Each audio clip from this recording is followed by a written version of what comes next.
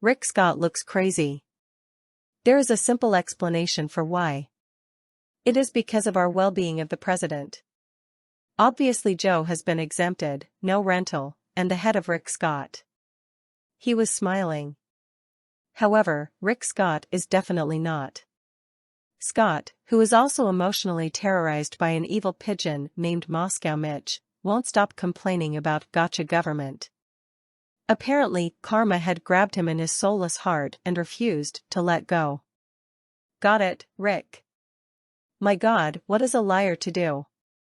Apparently, both parties were angry with Scott. His own party is pretty bitter about Scott's plans to end Social Security, which, because of our wonderful president, has turned the Florida madman and the GOP into a global joke.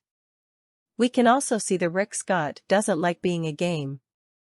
It likes to take a game in others, as the elderly. Only now was he amused. Isn't that wonderful? And Scott should understand his story exactly. Wait a minute, he denied saying it. The next day he said that people misunderstood him. What is Ricky boy? That Scott has a cause of worrying. Will be transferred. The news is the Democrats, especially Biden, are not giving up in Florida. You know, friends and readers, other than Governors DeSantis and Abbott, there is no politician I would be more excited to see restored than Scott. He is thin to the core and should not be allowed to be in a position of authority. Unfortunately, we can't rule out DeSantis and Abbott.